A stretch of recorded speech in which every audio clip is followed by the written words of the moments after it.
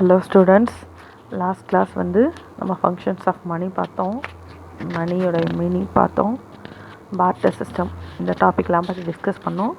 Next நம்ம பார்க்க போகிறது வந்துட்டு meaning of supply of money. Okay, money supply means பண அளிப்பு அப்படின்னு சொல்கிறது. Money supply means the total amount of money in an economy. It refers to the amount of money which is in circulation in an economy and any on time. ஒரு எக்கானமியில் ஃபுல்லாக money supply எப்படி இருக்குது அப்படிங்கிறத பற்றி பார்க்குறது தான் supply of money. It refers to the amount of money which is in circulation in economy on any given time. Money supplies plays a crucial role in the determination of price level in the interest rates. So supply மணியை வச்சு தான் price level and rate அப்படிங்கிற ரெண்டையுமே decide பண்ண முடியும். Money supply viewed at a given point of a time is a stock and over a period of time it is a flow. So next பார்த்திங்க அப்படின்னா, இப்போ சப்ளை ஆஃப் மணி வந்துட்டு ஒரு பொருளுடைய ரேட்டு, அதோட இன்ட்ரெஸ்ட் மட்டும் இல்லாமல் எல்லாத்தையும் நிர்ணயம் பண்ணுறது இந்த சப்ளை தான், மணி சப்ளை தான். It is a crucial role அப்படின்னு சொல்கிறாங்க இல்லையா. சரி, நெக்ஸ்ட்டு பார்த்தீங்கன்னா, money supply viewed at a given point of time is a stock and over a period of time it is a flow அப்படின்னு சொல்கிறாங்க. அதாவது ஒரு பண அளிப்பு நிலையை ஒரு கருத்தாகவும் ஒரு கால இடைவெளியில் ஃப்ளோவாக இருக்கக்கூடிய ஒரு கருத்தையும் சொல்லக்கூடியது எதுன்னா இந்த மணி தான் அப்படின்னு சொல்கிறாங்க. அடுத்து பாருங்கள், meaning of money supply. In India currency notes are issued by the Ministry of Coins.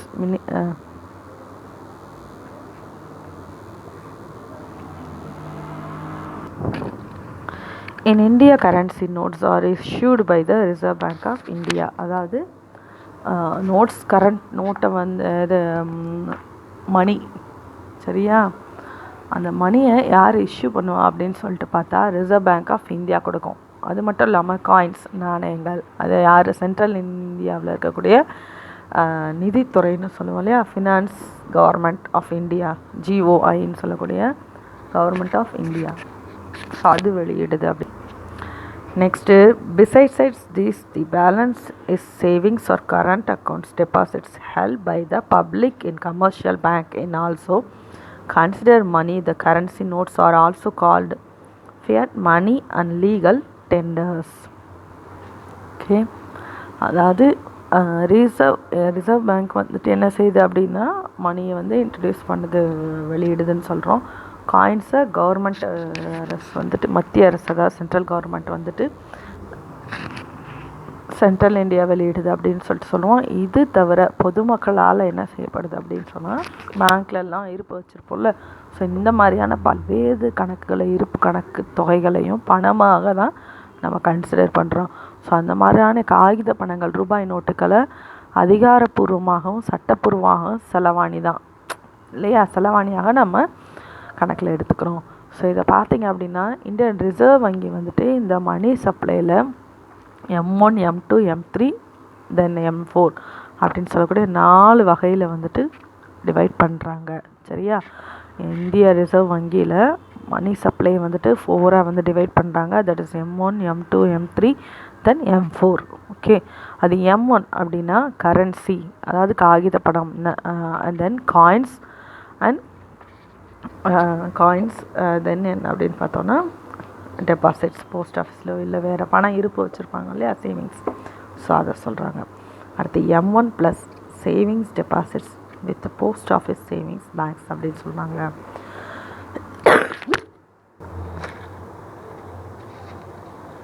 Next பார்த்தீங்கன்னா M2. So M1 plus savings deposits with post office savings banks அப்படின்னு சொல்கிறாங்க. இதில் வந்து M1 இருக்கக்கூடிய அந்த என்ன சொல்கிறது அப்படின்னா சேவிங்ஸ் டெபாசிட்ஸு, அதாவது பேங்க்கில் இருக்கக்கூடிய சேவிங்ஸு, போஸ்ட் ஆஃபீஸில் இருக்கக்கூடிய சேவிங்ஸ் எல்லாமே இதில் கால்குலேட் பண்ணுவாங்க. M3 இல்லை பார்த்தீங்கன்னா M2 plus time deposit of all commercial and cooperative பேங்க்ஸ்ன்னு சொல்கிறாங்க. அதாவது கமர்ஷியல் பேங்க்லேயும் கோஆப்ரேட்டிவ் பேங்க்ஸ், அதாவது பேங்க்கில் கூட்டுறவு வங்கிலாம் சொல்கிற, ஸோ அங்கே இருக்கக்கூடியது. So M4 M3 plus post office and எல்லா விதமான ஆப்ரேட்டிவ் செக்டர்ஸில் இருக்கக்கூடியது கால்குலேட் பண்ணுவாங்க. அடுத்து இதில் M1 மற்றும் M2 அப்படின்னு சொல்கிறோம் இல்லையா, இது ரெண்டுமே வந்துட்டு நேரோ மணி, அதாவது குறுகியதுன்னு சொல்கிறாங்க. அடுத்து M3 தென் M4 அப்படிங்கிறது வந்துட்டு ப்ராட். ஓகே, அதாவது M1 and M2 are known as the narrow money. நேரோ மணி அப்படின்னா என்னது, குறுகிய காலம்னு சொல்கிறாங்க. M3 and M4 are known as the broad money, அதாவது பரந்த நிலைன்னு சொல்கிறாங்க. இதில் பார்த்திங்கன்னா இது யார் இந்த graduation or decreasing or order of liquidity அப்படின்னு சொல்கிறாங்க. இந்த முறையை வந்துட்டு, அதாவது M1 M2 அந்த 4 இருக்கு இல்லையா, இதை யார் இந்த வரையறுக்கப்பட்ட வரிசையில் வந்து பணத்தை வந்து யார் வந்துட்டு தொடர்ச்சியாக குறைஞ்சிக்கிட்டே வருது அப்படிங்கிறத வந்துட்டு நம்ம கவனத்தில் வச்சுக்கணும். இதில் ஓகே, இந்த கரன்சி சிம்பிளை யார் டிசைன் பண்ணாங்க அப்படின்னு பார்த்தா T Udayakumar, a post graduate of அப்படின்னு சொல்லிட்டு சொல்கிறாங்க ஐஐடியில். 15th July 2010 வந்து இந்த சிம்பிளை வந்துட்டு செலக்ட் பண்ணியிருக்காரு அப்படின்னு சொல்லிட்டு சொல்கிறாங்க. இந்த கரன்சி சிம்பிள் வந்து பார்த்தீங்க அப்படின்ட்டா, the symbol of India rupee came into use on 15th July 2010 after America, Britain, Japan, Europe union. India is the 5th country to accept a unique currency symbol. அதாவது இது பிரிட்டன், அமெரிக்கா, ஜப்பான், ஐரோப்பா அந்த நாடுகளை விட India வந்து தனி பண குறியீடு கொண்டதாக இருக்குதுன்னு சொல்கிறாங்க. நெக்ஸ்ட்டு பார்த்தீங்க அப்படின்னு சொன்னால் டிட்டர்மினன்ட்ஸ் ஆஃப் சப்ளை, பண அளிப்பினை எதெல்லாம் தீர்மானிக்குது அப்படின்னு சொல்லிட்டு பாருங்கள். கரன்சி டெபாசிட் ரேஷியோ, அதாவது CDR அப்படின்னு சொல்லிட்டு சொல்கிறாங்க. ஸோ ஃபர்ஸ்ட் ஒன் பார்த்தீங்கன்னா கரன்சி டெபாசிட் ரேஷியோ, அதாவது CDR. It is the ratio of money held by the public in currency to that they hold in bank deposits அப்படின்னு சொல்லிட்டு சொல்கிறாங்க. அப்படின்னா என்ன அப்படின்னு சொன்னால் டிட்டர்மினன்ட்ஸ் ஆஃப் மணி சப்ளையில் ஃபர்ஸ்ட் பாயிண்ட் சொல்லியிருக்கிறாங்க. இல்லை பார்த்தீங்க அப்படின்னா ரொக்கமாக பணம் வச்சுருப்பான் இல்லையா, கேஷ் டெபாசிட், அதுதான் CDRனு சொல்கிறோம். இதெல்லாம் வச்சுட்டு மணி சப்ளை நம்ம டிட்டர் பண்ணுறோம் அப்படின்னா first one current deposit ratio தான் CDR. It is ratio of money held by the public in currency to that hold in bank, அதாவது பேங்க்கில் எவ்வளோ டெபாசிட் இருக்குது அந்த ரேஷியோ வச்சு தான் மணி சப்ளை நம்ம டிப்பர் பண்ணுறோம். செகண்ட் வந்து ஃபிக்ஸட் டெபாசிட், அதாவது RDR அப்படின்னு சொல்கிறோம். So money consist of new things a valid cash அப்படின்னா, அதாவது வேலிட் கேஷ் அப்படின்னா எவ்வளோ பணம் வந்து பேங்க்கில் இருப்பு இருக்குது அப்படின்னு சொல்லிட்டு சொல்கிறாங்க. ஸோ இது RBIயில் அவங்க எவ்வளோ டெபாசிட் பண்ணி வச்சுருக்காங்க அப்படிங்கிறதையும் பேஸ் பண்ணி தான் மணி சப்ளை வந்து டிட்டர் பண்ணுது. So third one is cash. என்ன சொல்கிறாங்க அப்படின்னா கேஷ் ரிசர்வ் ரேஷியோ, அதாவது CRR அப்படின்னு சொல்லிட்டு சொல்லியிருக்காங்க.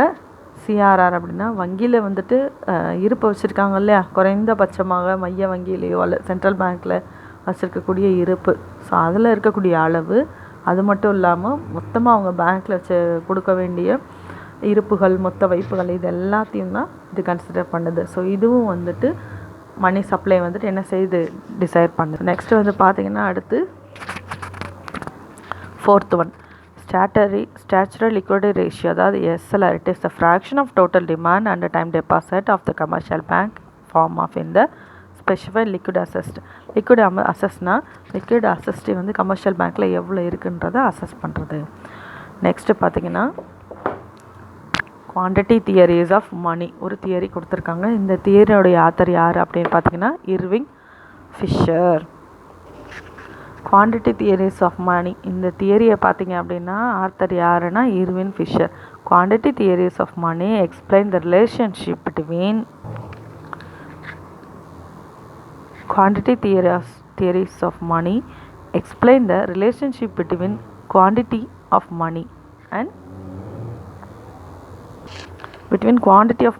and value of money. Here we are given two approaches of quantity theory of money, vice Fisher's transactions approach and Cambridge's cash balance approach அப்படின்னு சொல்லிட்டு சொல்கிறாங்க. இதில் ரெண்டு கான்செப்ட் கொடுத்துருக்காங்க. First one is Fisher's quantities of theory. அதில் பாருங்கள், it is a very old theory அப்படின்னு சொல்லிட்டு சொல்கிறாங்க. இது வந்து ரொம்ப ஓல்டு தியரி அப்படின்னு சொல்கிறாங்க.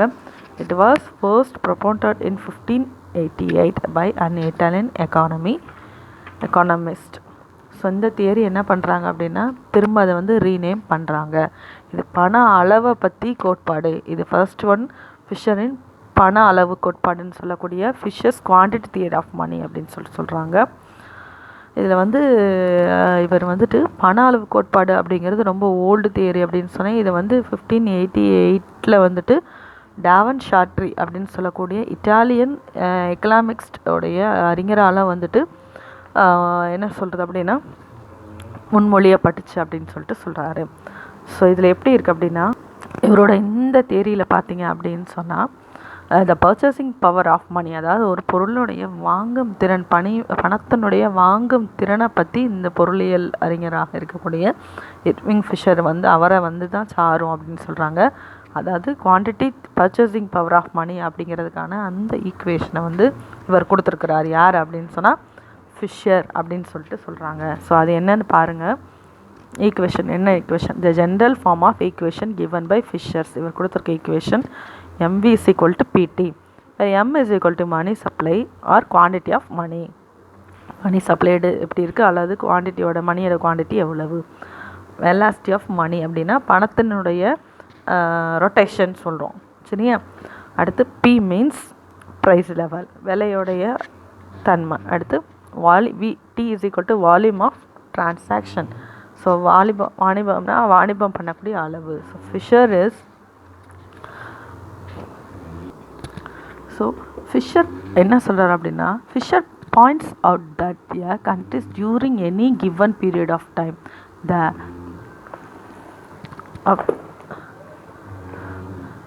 total quantity of money MV will be equal to the total value of all goods and services bought and sold அப்படின்னு சொல்கிறாரு. அதாவது MV is equal to PT அப்படின்னு சொல்லிட்டு சொல்கிறாரு. MV is equal to MVனா உனக்கே தெரியும், M means money supply, V means velocity.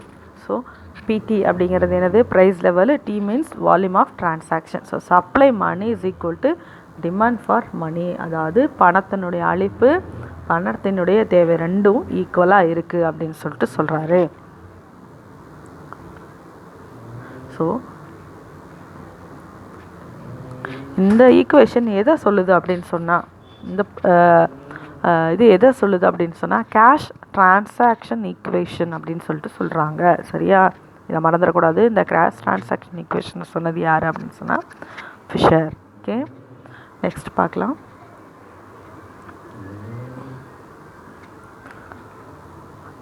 Okay, it is expressed as P is equal to MV by T. அதாவது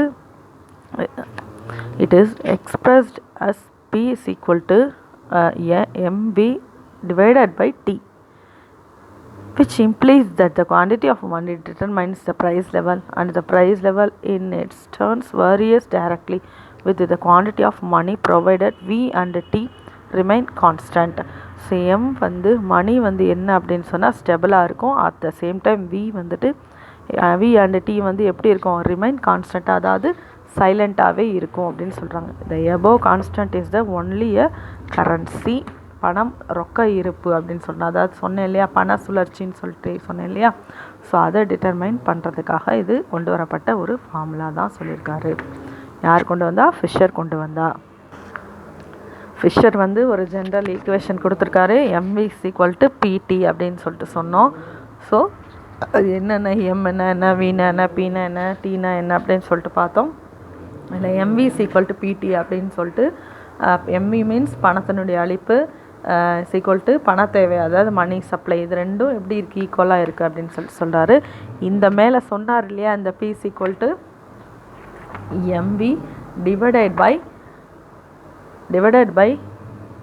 MV divided by T அப்படின்னு சொல்லிட்டு அதையே அவரே மாற்றி அமைச்சிருக்காரு. ஸோ இந்த மாதிரி ஏன் சேஞ்சஸ் பண்ணுறா அப்படின்னு சொன்னால் மணியினுடைய ரொட்டேஷன், தட் அதனுடைய ஃபோர்ஸ், அதனுடைய ட்ரேடினுடைய அளவு, ஸோ இது எல்லாம் வந்துட்டு எப்படி இருக்கும் அப்படின்னா மாற்றம் வரும். So from the revised equation that the price level is determine the quantity of money circulation of money, volume of bank credit money, velocity of circulation of money V1 and the volume of trade அப்படின்னு சொல்கிறாங்க. அதாவது இதில் சொன்ன சமன்பாட்டில் என்ன இது எதுக்கு அப்படின்னு சொன்னால், above the equation considers a currency money.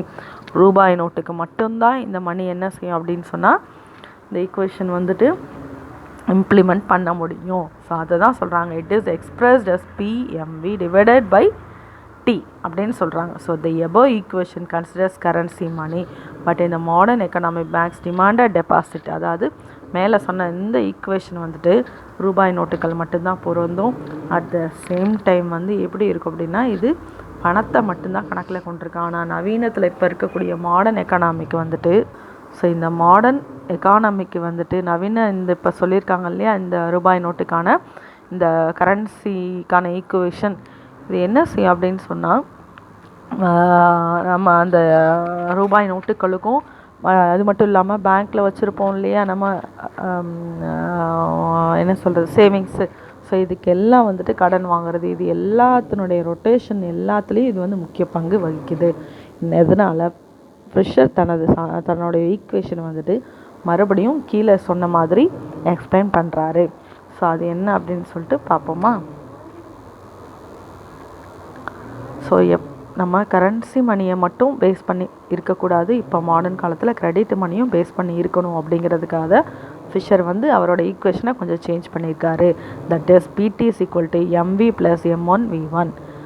So இதில் இருந்த ஈக்குவேஷன் அப்படியே சேஞ்ச் பண்ணி P is equal to MV plus M1V1 divided by T அப்படின்னு சொல்லி மாற்றிருக்காரு. இதில் என்னென்ன கொடுத்துருக்காங்கன்னு பார்த்தீங்கன்னா the quantity of money in circulation,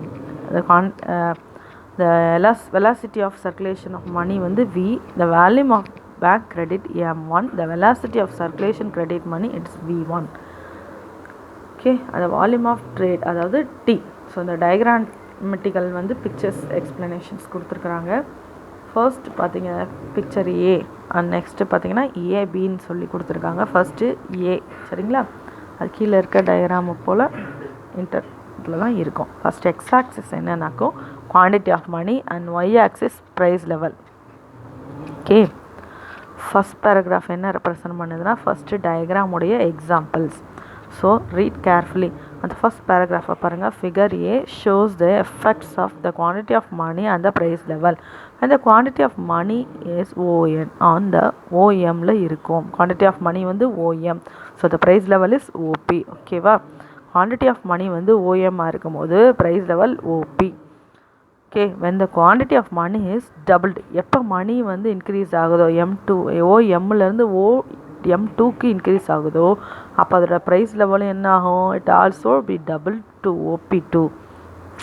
சரியா, further when the quantity of money is increased fourfold OM2, the price level also increased by times 2 OP4.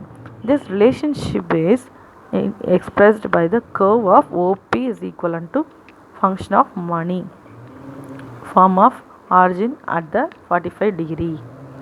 அதாவது total quantity of money, அதாவது வரைபடம் இருக்குது பற்றியா, அந்த ஃபர்ஸ்ட் டயக்ராமில் பார்த்தீங்க அப்படின்னா A அப்படிங்கிறது என்ன சொன்னேன், குவான்டிட்டி ஆஃப் மணி. சரியா, மணி வந்து எப்போ இன்க்ரீஸ் ஆகுதோ அப்போ விலையிலும் என்ன செய்யும் அப்படின்னா மாற்றத்தை ஏற்படுத்துது. ஸோ பண அளவு வந்துட்டு பார்த்திங்கன்னா OM ஆக இருக்கும்போது ரேட் வந்து என்ன செய்யும் அப்படின்னு சொன்னால் OP-ஆக இருக்குது. ஸோ இதே at the same time quantity of money OM2க்கு இன்க்ரீஸ் ஆச்சுன்னு சொன்னால் ரேட்டோடையது, அதாவது என்ன சொல்கிறாங்க அப்படின்னா வேல்யூ ஆஃப் மணி என்ன செய்யுது அப்படின்னு சொன்னால் அந்த இடத்துல இன்க்ரீஸ் ஆகும் அப்படின்னு சொல்லிட்டு சொல்கிறாங்க. ஸோ அடுத்து பார்த்தீங்கன்னா நெக்ஸ்ட்டுக்கு போகலாம். Figure B shows a inverse relationship between the quantity of money and the value of money. இதில் value of money is taken on the vertical axis when the quantity of money is OM. அதாவது quantity of money வந்து அதாவது பணத்தினுடைய அளவுக்கும் பணத்தினுடைய மதிப்பிற்கும் இந்த ரெண்டுத்துக்கும் இடையில இருக்கக்கூடிய இன்ரிவர்ஸ் அதாவது தலைகீழாக இருக்கக்கூடிய ரிலேஷன்ஷிப்பை சொல்லுது. ஸோ இந்த பார்த்தீங்கன்னா value of money is taken on the vertical axis and when the quantity of money is OM. சரிங்களா, பணத்தோட மதிப்பு OP, பணத்தோட அளவு OM. சரிங்களா, ஆக இருக்கும்போது பண மதிப்பு வந்து அதாவது வேல்யூ ஆஃப் மணி வந்துட்டு எப்படி இருக்குன்னு பாருங்கள். ஓஎம் லெவலில் குவான்டிட்டி ஆஃப் மணி இருந்துச்சுன்னு சொன்னால் வேல்யூ ஆஃப் மணி வந்து ஓபி ரேஞ்சில் இருக்கும். பட் இதை doubling of quantity of money ஓஎம்லேருந்து ஓஎம்2க்கு சேஞ்ச் ஆகும்போது பணத்தோட அளவு சேஞ்சும் ஆகுது. இந்த சேஞ்சு பணத்தினுடைய மதிப்பு எப்படி இருக்குது அப்படின்னா ஓபி2 வேல்யூ வந்து என்ன செய்யுது, குறையுது. ரிவர்சபிளாக இருக்குதுன்னு சொன்னாலே அதான் ஓபி அளவுக்கு குறையும். ஸோ ஃபைனலி என்ன சொல்ல வராங்கன்னா ஏ டயக்ராமும் பி டயக்ராமும் சேமாக இருக்காது. ஸோ ஏ டயக்ராம் இட்ஸ் நார்மலாக மூவ் ஆகிற ஒன்று, ஆனால் பி டயக்ராம் அப்படியே ஏவுக்கு அப்படியே ஆப்போசிட்டில் இருக்குது. நெக்ஸ்ட்டு பார்த்தீங்கன்னா பி அடுத்தது இன்னொரு டெஃபினேஷன் கொடுத்துருக்காங்க. ஃபர்ஸ்ட் ஒன் பார்த்தோம். ஃபஸ்ட்டு ஏ வந்து ஃபிஷர்ஸோட குவான்டிட்டி தியரி ஆஃப் மணி பார்த்தோம். அடுத்து பார்த்தீங்கன்னா பி கேம்பிரிட்ஜ் அப்ரோச், அதாவது கேஷ் பேலன்ஸ் அப்ரோச்னு சொல்கிறாங்க. ஸோ இது வந்து ஃபிஷரோடைய பண அளவு கோட்பாடு அப்படின்னு சொல்கிறாங்க. ஃபஸ்ட்டு வந்து ஃபிஷர் அப்படிங்கிறவுடைய பண அளவு கோட்பாடு பற்றி பார்த்தோம். அதாவது Fisher's quantity theory of money பார்த்தோம். நெக்ஸ்ட் வந்து பி அது என்ன அப்படின்னு சொன்னால் தட் இஸ் கேம்பிரிட்ஜ் அப்ரோச். அதாவது கேம்பிரிட்ஜ் அப்ரோச் அப்படின்னா ரொக்கம் பணம் இருப்பு முறை இருக்கு இல்லையா, ஸோ அதற்கான அப்ரோச் அதோட அணுகுமுறை எப்படின்னு பாருங்கள். இது வந்து ஒரு மார்ஷல்ஸோட ஈக்குவேஷன் பாருங்கள். Marshall's equation is expressed as m is equal to py where m is quantity of money, y is the aggregate real income of the community, p is purchasing power of money அப்படின்னு சொல்கிறாங்க. அதாவது m is equal to kpy அப்படின்னு சொன்னேன். இதில் பாருங்கள் m is a quantity of money பணத்தினுடைய அளவு, y is a aggregate அப்படின்னா சமுதாயத்தில் மொத்த உண்மை வருமானம் எவ்வளோ இருக்குது. அடுத்து y அப்படின்னா சமுதாயோட மொத்த உண்மை வருமானம் சொன்னேன். p அப்படின்னா பொதுவாக இருக்கக்கூடிய ரியல் ரேட், சரிங்களா. Purchasing power money, power of money பணத்தினுடைய வாங்கும் விலை மட்டம் அல்லது வாங்கும் திறன் கூட வச்சுக்கலாம். k ரெப்ரசன்ட் எஸ், அதாவது என்ன சொல்ல வராங்க, கே வந்து எதை ரெப்ரசன்ட் பண்ணுது அப்படின்னு சொன்னால் மக்கள் கையில் ரொக்கமாக பணம் வச்சுருப்பாங்கல்ல ஐயா, அந்த வருமானத்தை அந்த பணத்தினுடைய இருப்பை இருக்கணும், இவ்வளோ பணம் எனக்கு இருக்கணும் விரும்புகிறாங்க இல்லையா, அந்த ரொக்கமாக கையில் இருக்கக்கூடிய விருப்பமும் சமுதாயத்துடைய மொத்த உண்மை வருமானத்தின் ஒரு பகுதியை மட்டும்தான் இது கே வந்து ரெப்ரசன்ட் பண்ணுது. K real income. அப்போ K represents the fraction of the real income. Okay, public இவ்வளோ பணம் நம்மகிட்ட ஹோல்ட் பண்ணி வச்சுருக்கணும்னு விரும்புகிறாங்களே டிசைரு, ஸோ அந்த இதை எக்ஸ்பிளைன் பண்ணுது. Thus the price level P is equivalent to M divided by K y or the value of money, the reciprocal of price, reciprocal price of price level அப்படின்னு சொல்கிறாங்க. The value of money in terms of this equation can be found out by dividing the total quantity of goods which the public decides to hold out the total income by the total supply of money. Okay, மக்கள் வந்து தங்களோட கையில் எவ்வளோ பணம் வச்சுருக்கணும் அப்படிங்கிறத கணக்கில் வச்சு ரொக்க கையிருப்பு அப்படின்னு சொல்கிறாங்க. ஸோ அதிலேருந்து இவ்வளோ பணம் இருக்கணும்னு விரும்புகிறாங்க இல்லையா, ஸோ இதை வந்துட்டு பீப்புள் வந்து எவ்வளோ பணத்தை கையில் ஹோல்ட் பண்ணி வைக்கணும்னு நினைக்கிற அளவை வந்து பேஸ் பண்ணி தான் மணி சப்ளைவே நம்ம கால்குலேட் பண்ணணும்னு சொல்கிறாங்க. நெக்ஸ்ட்டு பாருங்கள், according to Marshall's equation. So இதை பேஸ் பண்ணி தான் கீன்ஸோடைய ஈக்குவேஷன் இருக்குது. ஸோ பாருங்கள், இது படி என்ன அப்படின்னா பணத்தினுடைய ரேஞ்ச் வந்து நம்ம சேஞ்ச் பண்ணுறோம். அந்த பணம் மட்டுமே சொல்ல முடியாது, அட் த சேம் டைம் கீழே வரக்கூடிய சேஞ்சஸ் எல்லாம் என்ன பண்ணணும் அப்படின்னா பணத்தினுடைய மாறுதல், பணத்தினுடைய சேஞ்சஸ் மட்டும் இல்லாமல் பணத்துக்கு அமைப்புக்கான அதன சோர்ஸ் வந்து மாறும்போது என்ன ஏற்படுது அப்படின்னு சொல்லிட்டு அதை நெறிப்படுத்துறதுக்காக, அதை ஈக்குவல் பண்ணுறதுக்காக ஒரு விலைவாசியை கட்டுப்படுத்துறது, பணத்தினுடைய மதிப்பை வந்து ஸ்டாண்டர்டைஸ் பண்ணுறது. ஸோ இந்த மாதிரியான கீன்ஸ் தன்னோட ஈக்குவேஷன் பற்றி சொல்கிறாரு. ஸோ அது என்னன்னு பாருங்கள். ஸோ மார்ஷலும் கீன்ஸும் ஒரே மாதிரி தான் ஈக்குவேஷன்ஸை வந்து சொல்கிறாங்க. n is equivalent pk or p is equivalent to n divided by k, where n is the total supply of money, p is the general price level of consumption goods, k is the total quantity of consumption units the people decide to keep in the form of cash. So Marshall equation சொல்லியிருக்க இந்த கேவும் Keynes சொல்லியிருக்கிறதும் ஒரே same points. So according to Keynes people's desire to hold money is unrelated to the monetary authority. அதாவது according இவருடைய 2 பேரோட சமன்பாட்டில் பார்த்தீங்க அப்படின்னா கீன்ஸ் K1 K கொட்டேஷனில் பார்த்தீங்கன்னா 2 மாறாது. சரிங்களா? என்ன மாறாது? இந்த 2 இதுலேயும் பார்த்தீங்கன்னா கீன்ஸ் வேல்யூ ஆஃப் மணி ஸ்டெபிளைஸ்டாக இருக்கும் அப்படின்னு சொல்லிட்டு சொல்கிறாரு. So later Keynes expand is the equations, அந்த ஈக்குவேஷனோட என்ன பண்ணுறாரு, எக்ஸ்டெண்ட் பண்ணியிருக்காரு.